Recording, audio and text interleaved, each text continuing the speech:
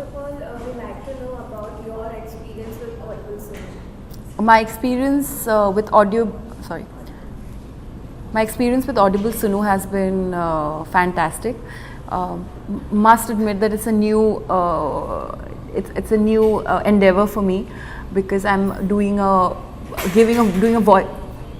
voiceover show for the very first time. So first time when I went to the studio to record this show, I was very happy, but at the same time I think I was getting a few punctuations wrong, and some pauses wrong, and some I would highlight some wrong words, and obviously they all helped me out.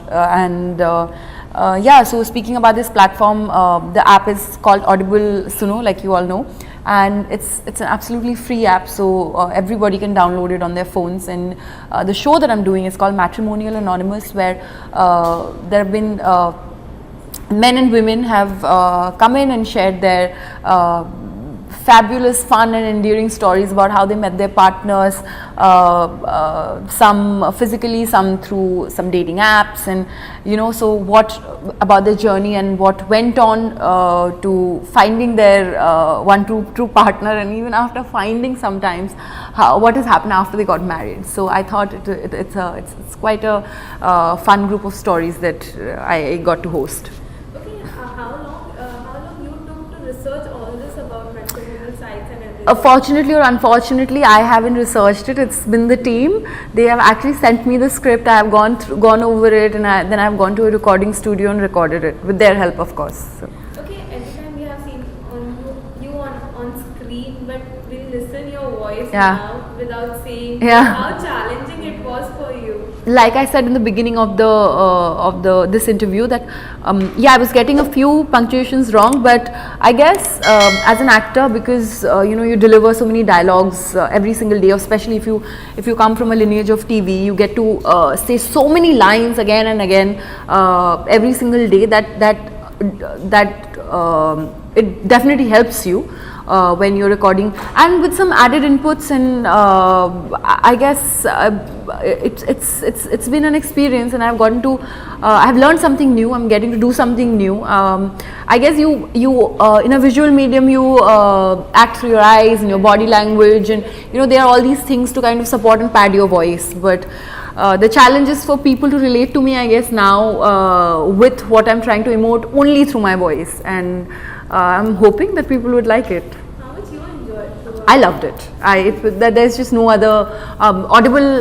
Talking about Audible has been an app. It's been a very big part of my life. I think I have changed 4 phones since I have had Audible on my phone, and I love to listen to some audiobooks. Not all genre. I like reading actual books, but there are some concepts in shows like The Mastery of Love, Power of Now, so I have gone autobiography of a yogi. I read the book, then I listened to it, so it makes so much difference. So and now it was a very prestigious thing for me to do. I felt very good. Okay, what difference do you find? Because even lots of books are there which people can read, but now people can listen all the stories and everything. What difference do you find both in both? I'm not going to generalize it. I'm just going to talk for myself. There are fictions and some autobiographies I only like to read, and in actual books. But like I said, they're not really self-help books, but when somebody is presenting their point of view, or when it's more of a book dealing with, say, science, or I don't know, calculus, and there have been books like, I'm forgetting names actually, I want to name them. Which book did I? Okay, say like how I said Mastery of Love and Power of Now.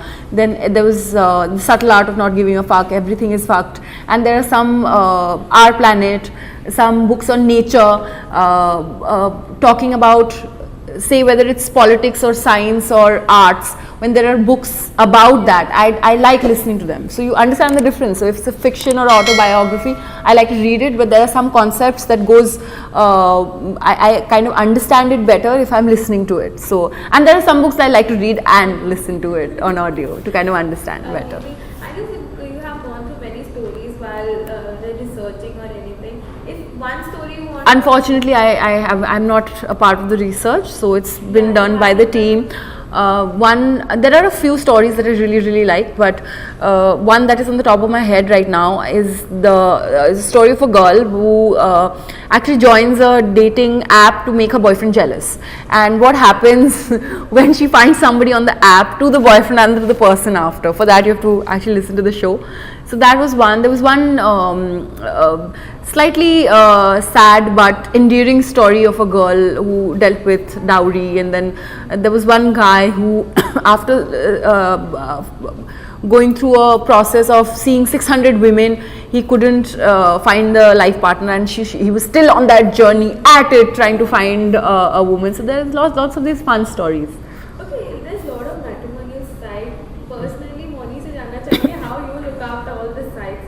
I don't have I mean, if you ask about my point of view, it would be that it's good for people who, I mean, it's definitely helping people, right? So they are good places, but sometimes just be careful, because sometimes you can get misled, and do your research properly. Don't agree to I mean, take precautions, get to know a person before you commit to anything. That's all I would say. Otherwise, these sites are made to help people who are trying to get married, who can't meet a partner without, or in the friend circle, or where they work, or where they move around, in the circle that they move around. So it's a great place for them. Okay, lastly, when you can listen your voice at Audible SUNO? The moment the show is out. I think it's releasing on the 12th. Okay. Yeah. Thank you. So much, Thank Mouni. you. It was a pleasure talking with you. Thank you so much.